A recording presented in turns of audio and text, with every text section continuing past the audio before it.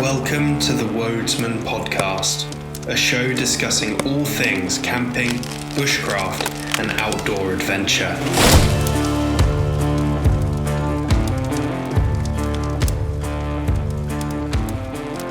So hello guys, and welcome to another episode of the Wodesman podcast. It's Liam here, Primal Nomad, one of your hosts, and I'm actually not joined for this intro by Tom, Back Garden Bushcraft, my normal co-host, and unfortunately that's because, again, we're separated by distance and we have been so respectively busy. I can't stress enough just how incredibly busy this last month has been for both of us. I know Tom's been doing some incredible historical days with his school, teaching the children really important things that are going to last with them for their whole lives, so I can't wait for him to be able to share those with you next time. And I've been on a few trips in Scotland. I've been really busy with work starting to kick off as well. And yeah, both of us are really excited actually to get this episode out. And we did want to share some of your busholutions for 2023 on the beginning of this episode. But unfortunately, that's going to have to wait until next time. But that does give you guys, all the listeners, the chance to submit your busholutions for this year. And it'd be lovely to hear them. And we've had some really great ones already, which again we'll share in the intro to the next episode. But anyway, I hope you enjoy this episode, and until next time guys, stay safe. The Wodesman podcast is proud to bring you a unique opportunity from the State Detective, whose mission is to source and offer their followers some of the best beef products on the market. With a passion for steak and World War II military history, the State Detective combines a love for a period in history that integrity, honesty and patriotism were all embodied. The State Detective embraces these great attitudes, and together we're giving a gentle nod to those who served by offering you, the listener, a promotional code for the State Detective. Use the code Wodesman20 to receive 10% off of your order, and also award 10% to help support the Bearded Fisherman, a UK-based charity helping those suffering with mental health issues. So whether you're in the market for beef jerky, biltong, incredible sauces, ration packs, tanks, warships or flyboys, and also love bushcraft, cooking, hunting or fishing, check out the State Detective. It's terribly British.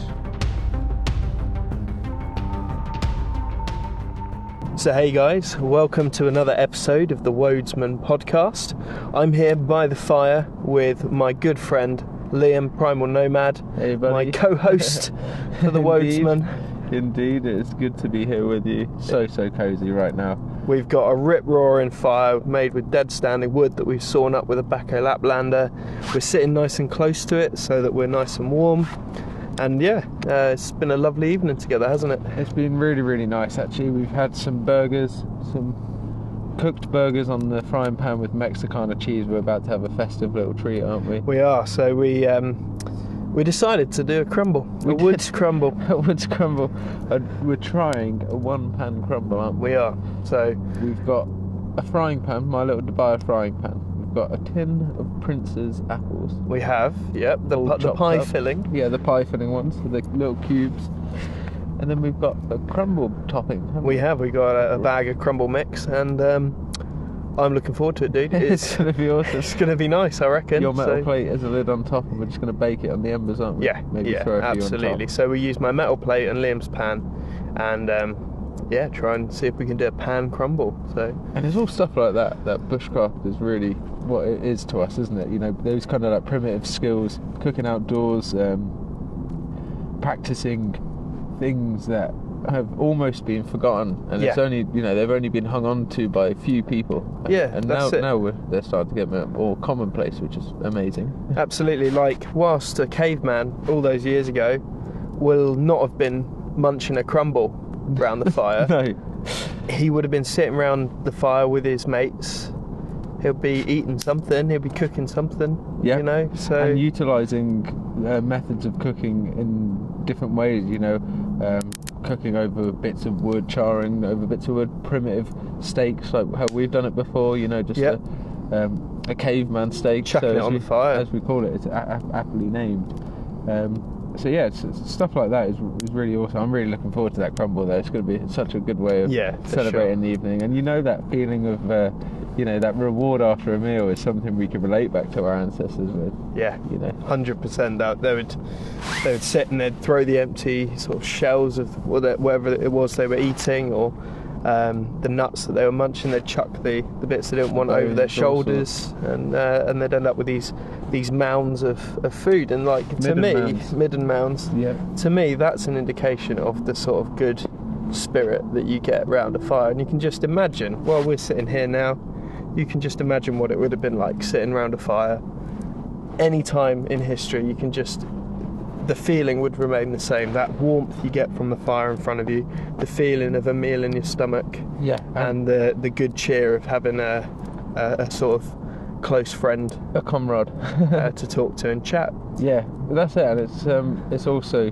you know, back not too long ago, food meant a lot more to people. Yeah. So you couldn't just run down to KFC and grab a bargain bucket. It was you had to work for your food. Yeah, and in some respect, everything in a lot more, even down to something that you're quite, you know, you're very skilled at, making cutlery and stuff like that. We take that for granted. Yeah. Food, cutlery, the things we cook in.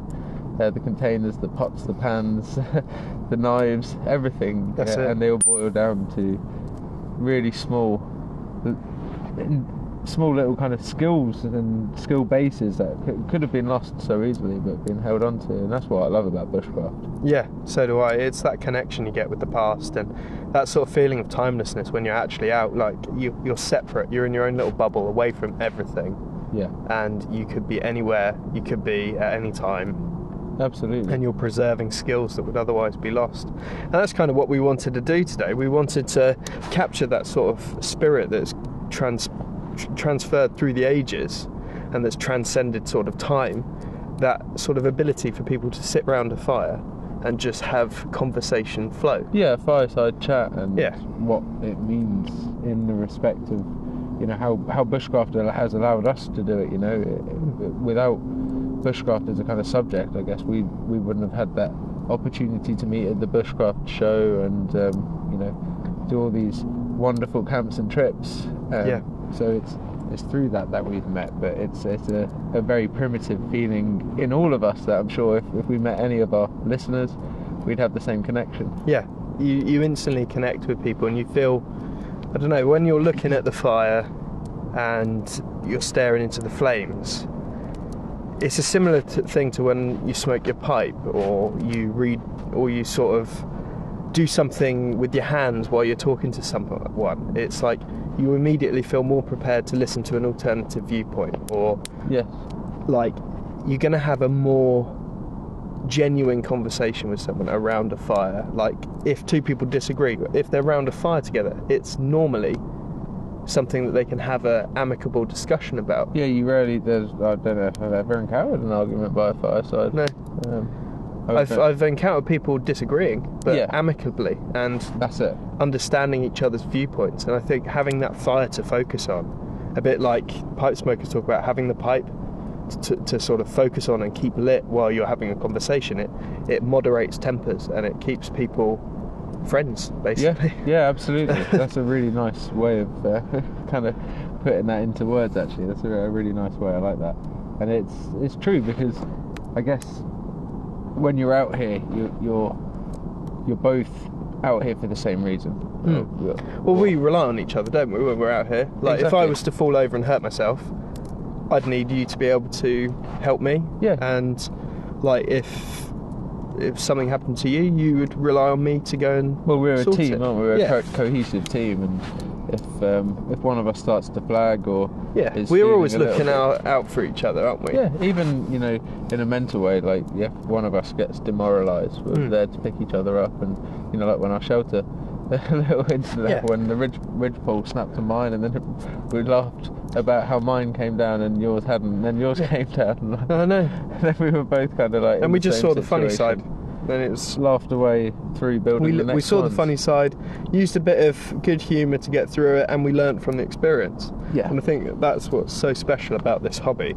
And it was like earlier, I was sawing some firewood, wasn't I? Yep. And you just came over to me and you brought me over one of your biscuits. Yeah. And you were just like, here you go, mate, you've been working hard, keep your sugar levels up. And it's like, that's the sort of thing that we do. We're a team. And you look out for each other. And I think that's something that has definitely, to me, stood out in the bushcraft community. Is when people go out together, they're a unit. Yeah, and that goes down to, I think, as well, you know, all the way back to that primitive feeling of, you know, people working together. Like, let's say if you and me were back a few 100,000 or 10,000 years ago, 15,000 years ago, and we were in the same situation right now, we'd probably know that there was predators out there. We'd be actually thinking, right, where's our next meal coming from? Yeah. Where, you know, where have we travelled from? Where are we travelling to? There would be a whole different purpose, but we'd still be looking out for each other in the exact same way. There's no difference in the experience that we're having right now. Exactly. In terms of looking after each other. Yes, we don't have maybe some of the dangers or the risks that they have, but we're still out experiencing the same things. There still can be. But we have other modern problems that we have to encounter. Absolutely. Other people in these woods. Like 100%. the fact that humans are the biggest risk, really, to us here. Yes. And we're not that far from civilization, because civilization has encroached so far on natural environments, so you're never very far away from other people, and you never know who you're going to stumble across. Yeah, over here in the UK it's very hard to get away from or very far away from civilization. You're always within earshot of a city or a town, unless you're out in national parks or kind of up in the north of England, really. I mean, we're a good mile in, aren't we, here? Yes. And you can still hear a road. Yeah, they're relentless, but it's easily a mile in. But it's easily kind of, you know, It's a thick woodland. Yeah, and that drifts off, doesn't it? You know, even though you are conscious of that kind of background noise of the modern way going on around what we're doing in this little bubble, like you said, and I really like how you coined that. But it's easy to put, you know, that does go off into the distance. That's a background noise, and it really fades off. It feels like it's somewhere separate from here. Yeah. Like, I don't know if this makes sense, but I feel at the moment like we're in a bushcraft snow globe. Yeah, no, I know what you mean. Like, this where we are now, this woods is like so different to what everyone else is doing. Yeah, and this little us. scene where you know, the fire's illuminating this forest scene is like, that's a really nice way. Again, and there's no paths here, are there?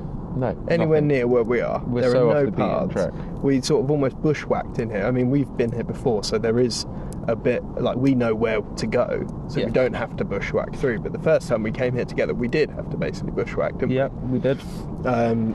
And so that's sort of really special. It's like a little hidden glade that we know about. Yeah. That other people don't. Yeah, and it's like these little, that's it. It's like this little pilgrimage, and that would be back in our, you know, back if we were, again, our ancestral hunters. Yeah. This would be like one of our stopping glens when we're on our 3-day hunts or something. Absolutely.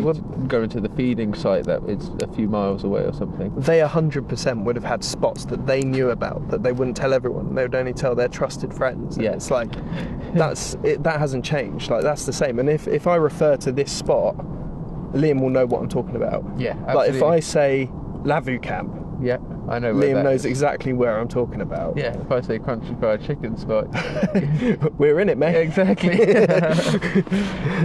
So I just think that's really cool that actually, although we're in a completely different civilization, when we're out here we're not.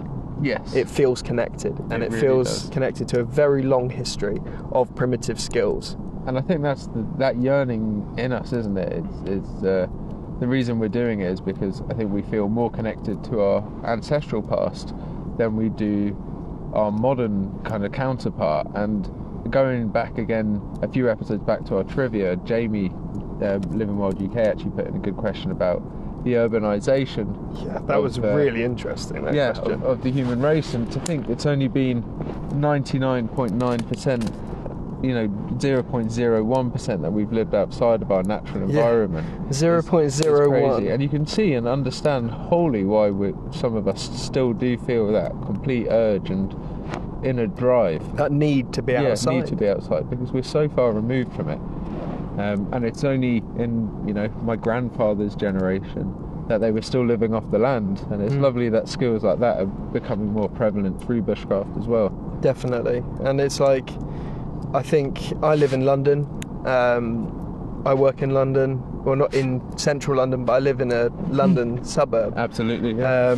And when I come out somewhere like this, I immediately feel at home. I sat on my tarp, sat under there, and I just breathed. And I was like, this is me. Yeah, you're back. I'm back. Yeah. Did you miss me? We did.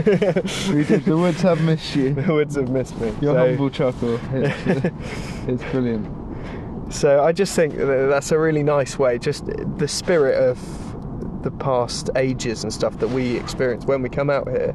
Even if it's a feeling that we can't really explain, we do get a feeling that we're connected to a thing larger than us, like a history that exists. Yeah.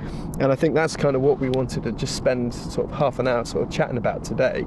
Yeah. Is just how bushcraft has helped keep that feeling alive. Yes. But also the skills associated with it. There are so many crafts and skills that would be completely lost. Oh, we often take for granted some of the things that we do, and we just think, oh, we're just practicing a skill. But what we're doing is we're actually keeping alive a skill.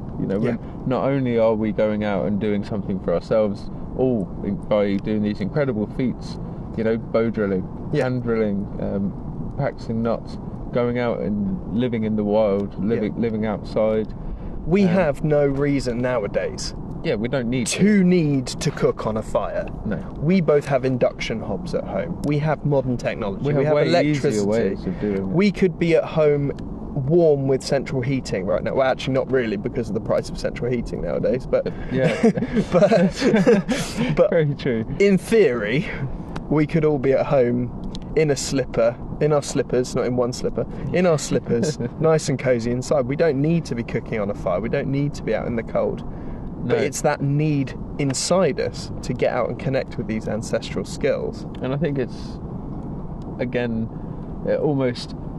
they did it out of necessity, and we're not doing it out of necessity, but we're almost doing it out of preparedness. So, part of the reason why I enjoy bushcraft so much is knowing that if I ever do get myself into a situation where I do need to rely on those skills, I can do. Yes. And should anything happen to the modern way of living, or let's say the energy crisis got incredibly worse, and we couldn't afford to cook our foods in the normal conventional ways, we'd actually be a step ahead. Yes, absolutely.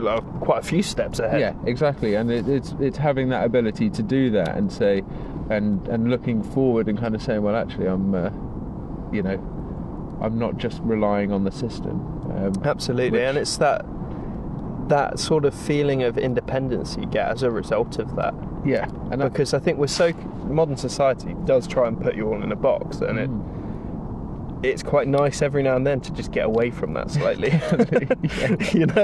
Without getting too tinfoil hat, it is quite nice to be a little bit free sometimes. Yeah, it is. It really is, and that's where, going into what you were saying about the crafts, that freedom to express yourself in certain ways. Like, you absolutely love your carving, don't you? Yes, and absolutely. Again, a skill that you can imagine the first time a human found a sharp instrument and a bit of wood.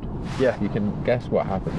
Yeah, because it's just natural within us to want to cut stuff. To whittle, isn't it? Yeah. To whittle away and pick things. And things like weaving, net making, all these incredible crafts that could easily... machines, okay, you've got to have the knowledge of how to program a machine, how to do it, but the physical hands-on skills, there's basket makers that I went to see in the Weald Downland. Fantastic skills. Incredible, just to see the amount of, and the array of plants that you can use for a natural fibre, and to think all of them have been used for millennia. Yeah, and if it wasn't for people who are sort of primitive archaeologists and bushcrafters and outdoor enthusiasts actually using these skills and practicing them, that skill of weaving a basket by hand would be lost. Yeah, well, there is a red list of endangered crafts. Yeah, and spoon carving, if everyone just bought their spoons from Tesco's, how many generations, what did Joe Price say, how many generations would it take to lose it, to forget it. Forget something. Skills are perishable, sadly, and if they don't get passed down, they get lost. And it's like, we were doing Christmas crafts with the kids at school. We did cooking, we did wreath making using natural materials. Love and obviously I was wreath making. telling them about the different plants we were using. Brilliant. But a couple of them asked if I could help them make a scarf for some of their other... We did gingerbreads, and they wanted to put a scarf on the gingerbread. And so I found some wool, and instead of just teaching them, say, a plait, Yeah. I actually taught them how to do 2-ply cordage, Oh, brilliant. but using multicoloured pieces of wool. So they could see the intertwining. So it looked really pretty. So they loved And they learning could, it and they could because see it was... how it worked. And they loved learning it because it was like a nice thing that they could then use as a bracelet or put on their gingerbread man as a scarf. Brilliant. But actually, now I have a couple of the kids who are teaching their friends how to do 2-ply cordage. So you're passing down So- the cordage skills at an early It's kind of age.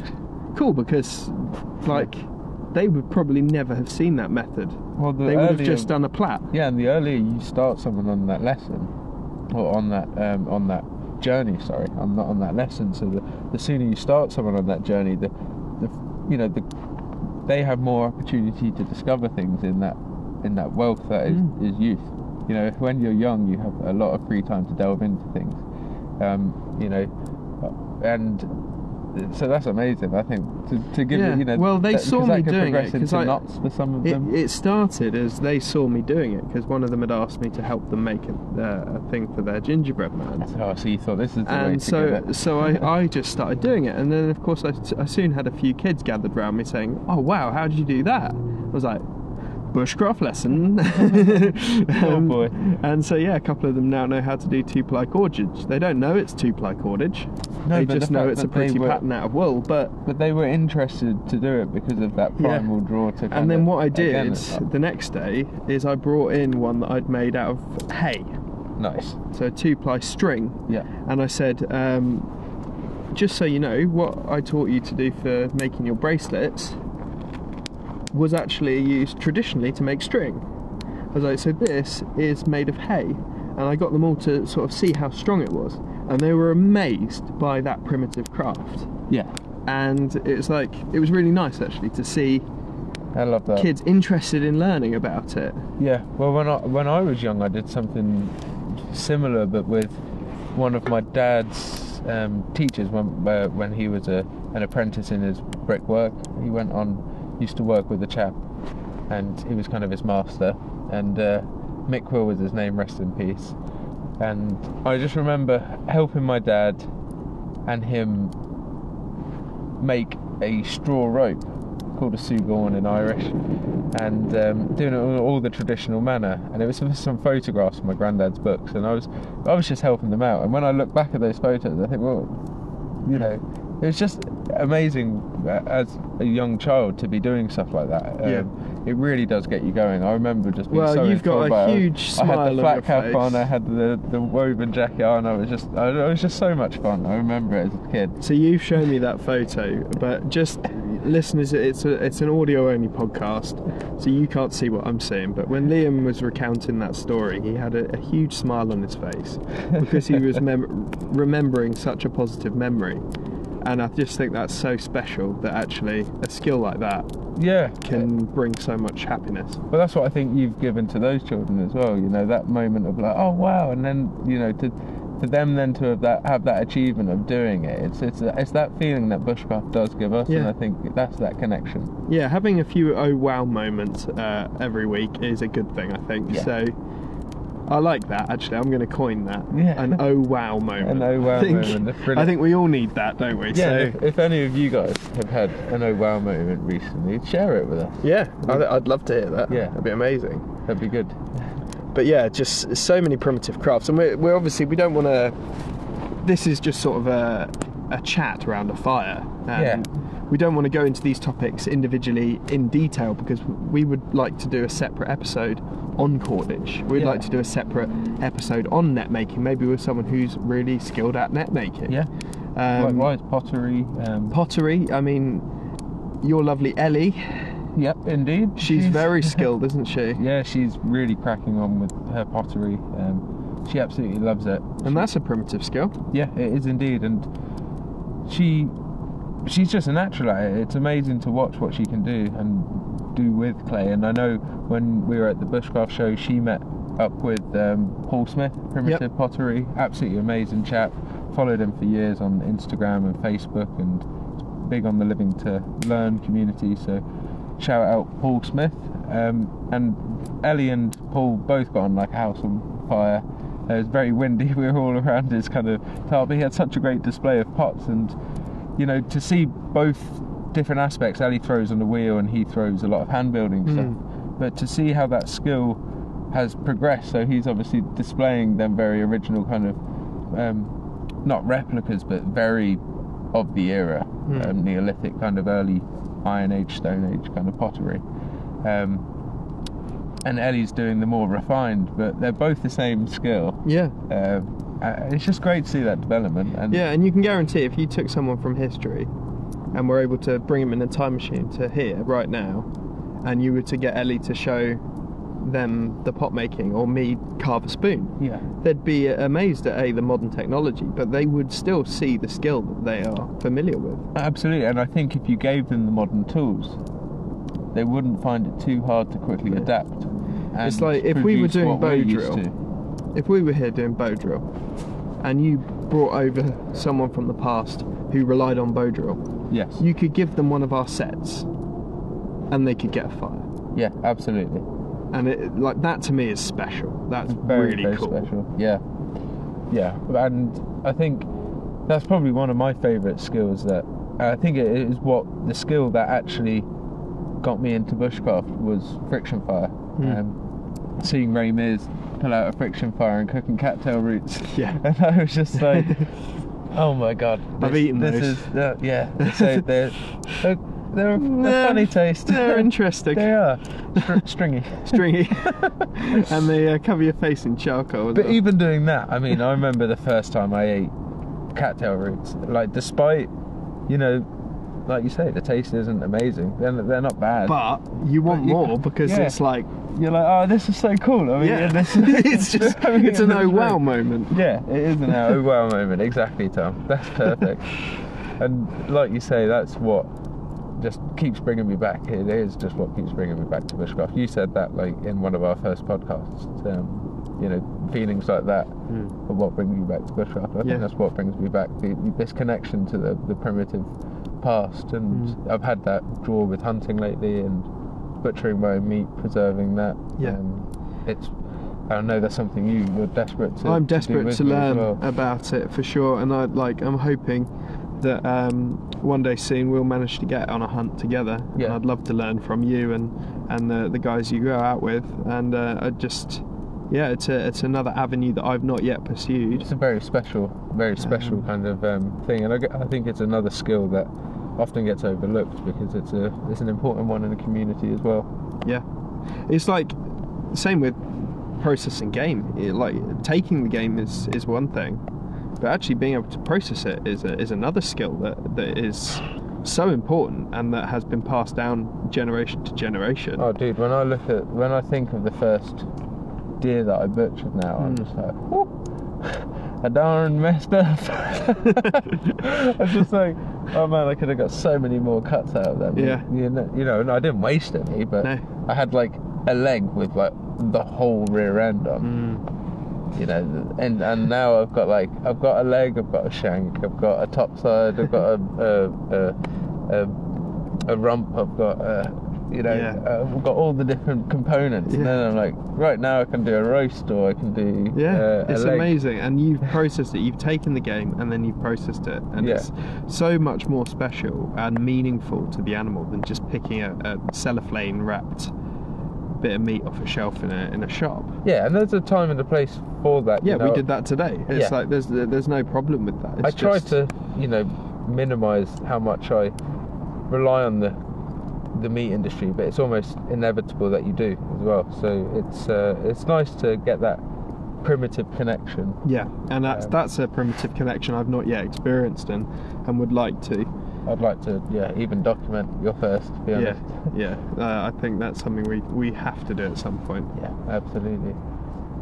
And it's like I've got a little story on processing meat, because whilst I've not hunted myself, I have processed meat, and Yes. I processed a lot of meat at once after being shown how to do it, because we had clients and I'd been shown how to butcher a rabbit, and then I had a whole load of rabbits to butcher for a big old stew. Yeah, I bet you did. So That's I remember I've been taught by many different people how to butcher game.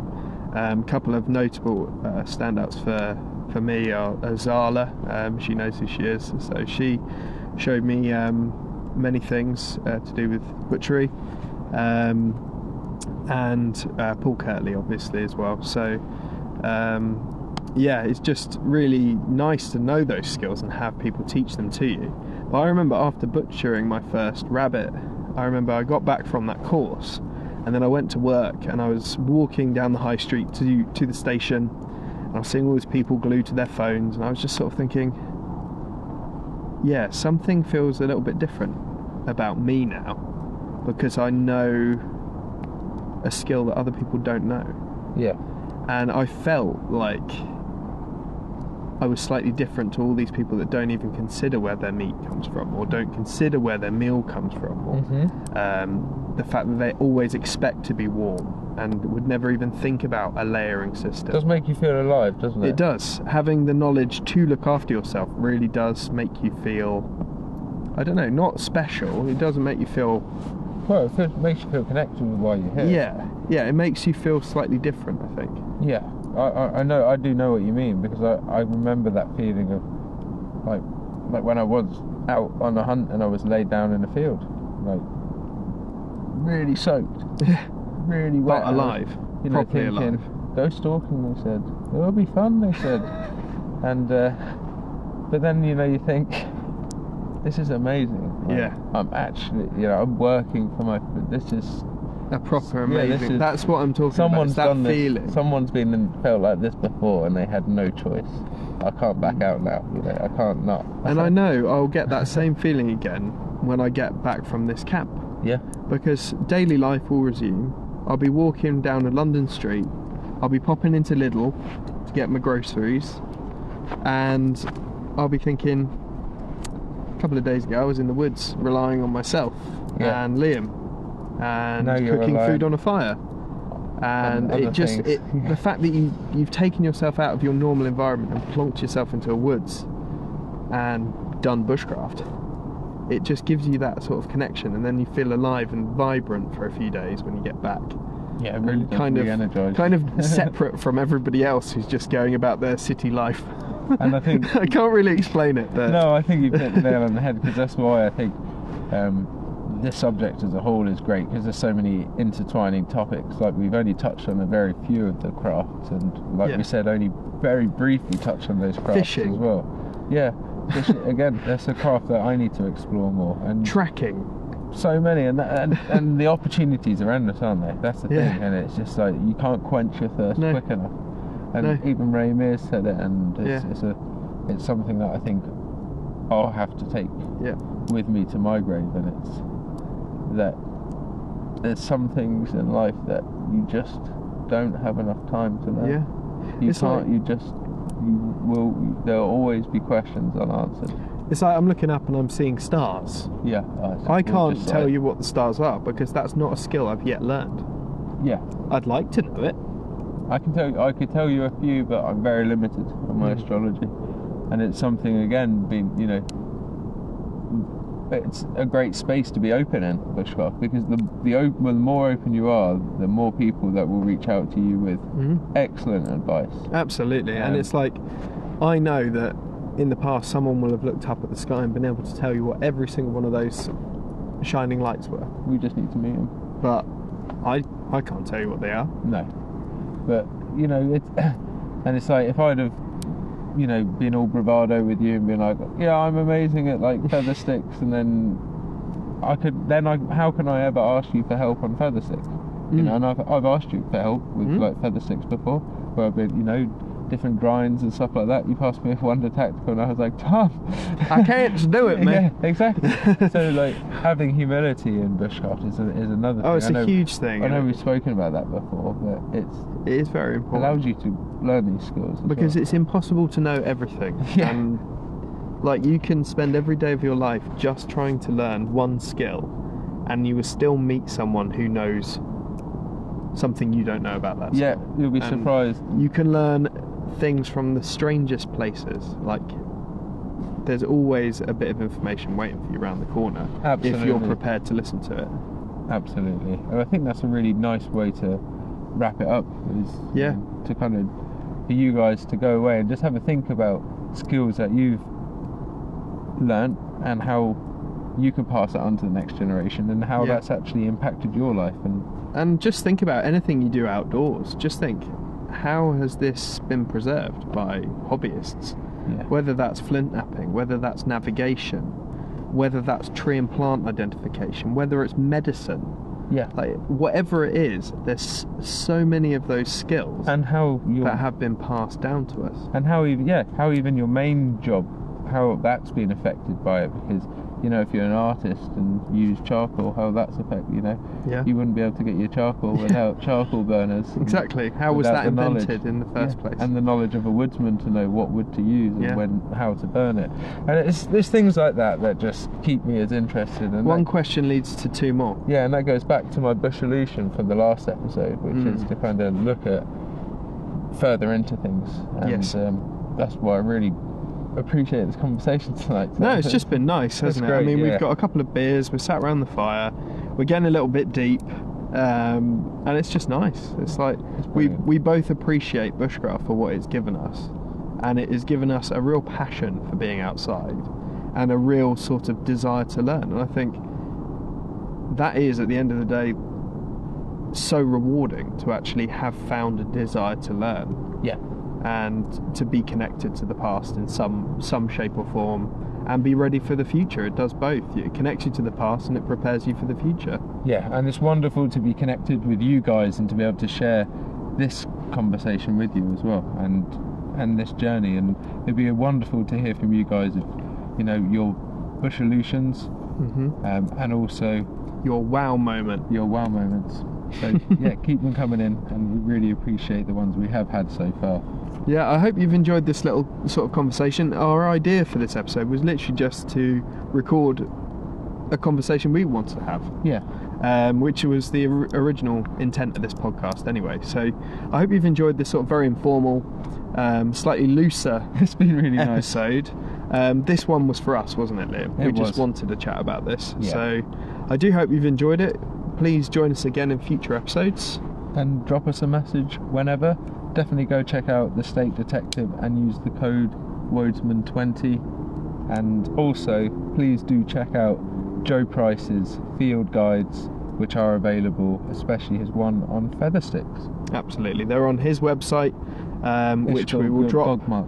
Yeah, I'm not going to try Dogmark. pronounce it. But he's also put links on Living to Learn. Perfect. Thanks so much, guys. Cheers.